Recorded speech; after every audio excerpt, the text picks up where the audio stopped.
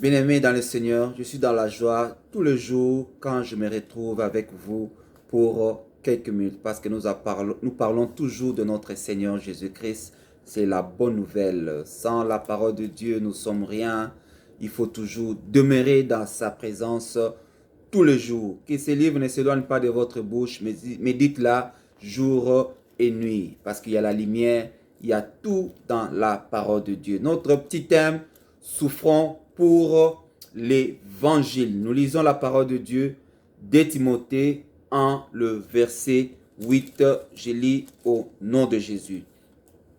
N'ayez donc point honte du témoignage à rendre à notre Seigneur, ni de moi son prisonnier, mais souffre avec moi pour l'évangile par la puissance de Dieu. Bien-aimé dans le Seigneur, il faut accepter de souffrir pour l'évangile. Celui qui veut annoncer la bonne nouvelle, celui qui accepte de faire la volonté de Dieu, porte sa croix. La croix n'est pas facile.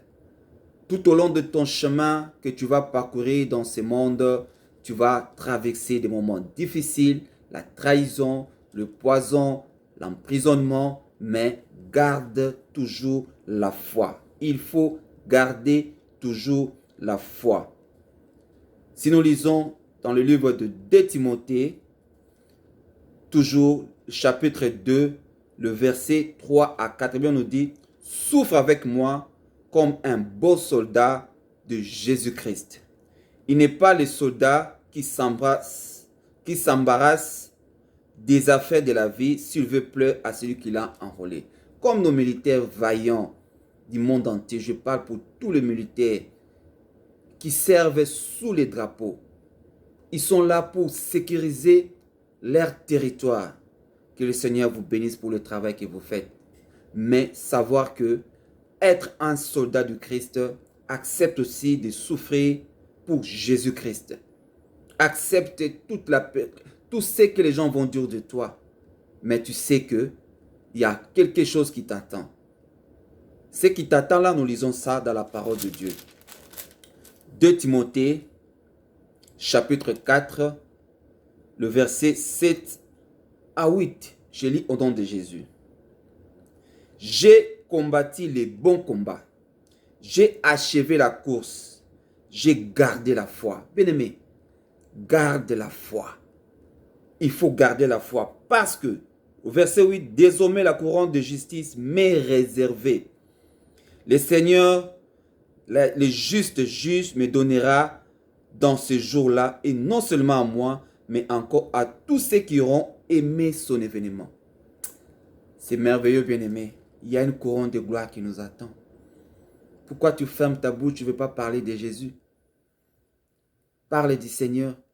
Annonce la bonne nouvelle. Il y a une couronne de gloire qui nous attend. Persévère jusqu'à la fin. Garde la foi. Ne te fatigue pas. Même si on t'arrête, même si tu es emprisonné, notre défenseur est là, Jésus-Christ de Nazareth. Il va te défendre comme Paul a dit au verset 16. Dans ma défense, personne ne m'a assisté. Mais tous m'ont abandonné. Que cela ne leur soit point imputé. Il ne faut pas garder rancune. Même les gens t'abandonnent quand tu es en prison. Quand tu as le Seigneur va te défendre. Parce qu'il est notre avocat auprès du Père. Et surtout quand tu le sais, oh bien-aimé, il y aura la solution. Il y aura la solution dans ta vie. Le Seigneur va te libérer. Même en prison, il y aura un miracle qui va se faire. Il y aura un miracle qui va se passer, bien-aimé.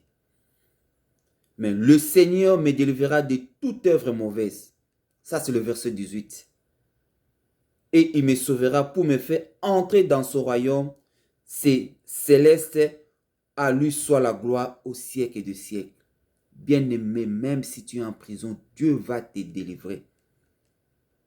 Il va te délivrer de toute œuvre mauvaise. Et il te sauvera pour me faire entrer dans son royaume. Dieu va nous faire entrer dans son royaume. Quand tu gardes la foi, tu persévères et tu annonces la bonne nouvelle sans crainte. N'ayez pas peur d'annoncer la bonne nouvelle. N'ayez pas peur, bien-aimé. Est-ce que tu parles de Jésus à ton entourage? Comme si on te demande, tu es chrétien, tu dis non, non, non, je prie seulement. Tu as peur de dire que je suis chrétien. Parce qu'un chrétien doit être l'imitateur de Christ. Doit montrer l'exemple partout. Tout ce que nous faisons, tout acte, les gens nous regardent, les gens nous observent. Ce sont eux-là qui vont aller raconter aux gens. Ils nous parlent de Jésus, regarde comment il se comporte. Changeons notre vie, bien-aimés. Accepte la souffrance. Même si on va te critiquer, accepte, mais persévère. La Bible nous dit à 2 Timothée, chapitre 2, le verset 12. Si nous persévérons, nous régnerons aussi avec lui. La Bible dit, si nous persévérons, si tu persévères, tu vas régner avec Christ le jour de l'enlèvement. Mais si nous régnons, lui aussi nous régnera. Bien-aimé, on te pose la question, tu pries là où tu te retrouves, peut-être c'est un endroit où les gens ne croient pas, on devait te retrouver là-bas. Tu dis non, moi je ne prie pas, je crois c'est moi, je prie à la maison. Tu donnes des raisons. Tu évites qu'on sache que tu es chrétien. Il ne faut pas régner Christ. Parle de Jésus partout, lui aussi te régnera. Si tu auras honte de lui, lui aussi aura honte de toi. Parle de Jésus à ton entourage. Ne te fatigue pas. Parle de Jésus. Au verset 13, nous dit, si nous sommes infidèles, il demeurera fidèle car il ne peut se régner lui-même.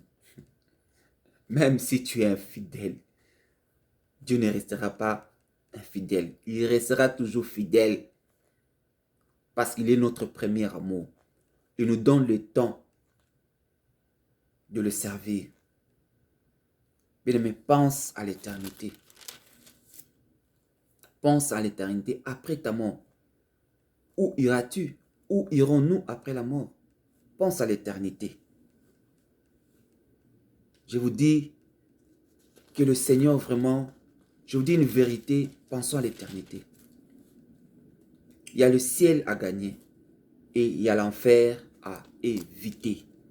Que le Seigneur vous bénisse, à lui soit la gloire au siècle des siècles. Bonne journée à tous. On se retrouve encore à la prochaine vidéo. N'oublie pas de vous abonner. La chaîne elle est gratuite juste pour l'évangélisation. Toi aussi, mets sur ton statut Facebook, partout, n'importe quel réseau que vous avez partagé pour la gloire de Dieu. Toi aussi, tu fais l'évangélisation avec moi ensemble. Que le Seigneur vous bénisse et bonne journée.